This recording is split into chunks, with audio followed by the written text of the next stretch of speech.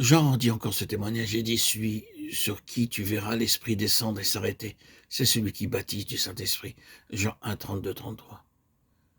La prédication de Jean-Baptiste parlait de Christ comme de l'agneau de Dieu qui ôte le péché du monde, et comme de celui qui baptiserait ses disciples du Saint-Esprit et de feu.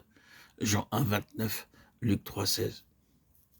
Le sang de l'agneau et le baptême de l'Esprit, voilà les deux vérités centrales de sa profession de foi et de sa prédication.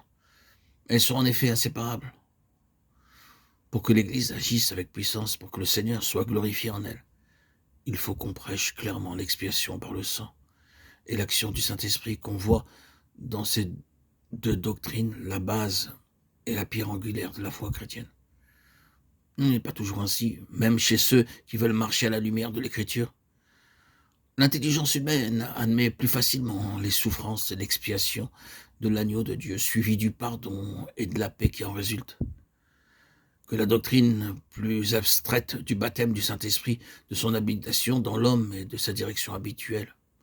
Le sang de Christ a été répandu d'une manière visible et frappante, en sorte qu'à l'aide de types, il n'est pas difficile d'en saisir la signification, tandis que l'effusion de l'Esprit est venue directement du ciel, et qu'ainsi on la tient généralement pour un mystère divin, impénétrable. Le sang purifie les impies et les rebelles, tandis que le don de l'Esprit s'adresse aux disciples obéissants. Il n'est donc pas étonnant que la prédication du baptême de l'Esprit trouve moins d'accueil que celle du pardon et de la rédemption partout où l'Église n'a guère de vie. Et pourtant, ce n'est pas là ce que Dieu voulait. Déjà, l'Ancien Testament avait promis que l'Esprit viendrait demeurer en l'homme. Le précurseur releva ce premier indice. Il ne prêcha pas l'expiation sans dire aussi pourquoi et comment s'accomplirait en nous le dessein de Dieu. Le péché n'entraînait pas seulement culpabilité et condamnation, mais corruption et mort. Non seulement il faisait perdre à l'homme la faveur de Dieu, mais il le rendait indigne de communion avec Dieu. Et sans cette communion intime, l'amour divin qui avait créé l'homme ne pouvait pas être satisfait. Dieu voulait réellement nous avoir tout à lui. Il voulait que notre cœur, nos facultés aimantes et tout ce qui constitue notre individualité lui fussent une demeure, où put habiter son amour.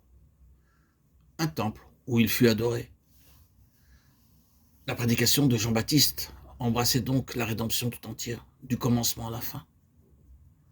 Le sang de l'agneau devait purifier le temple de Dieu et rétablir son trône dans le cœur de l'homme. Mais ensuite, il ne fallait rien de moins que le baptême du Saint-Esprit, que son habitation dans le cœur pour satisfaire soit Dieu, soit l'homme.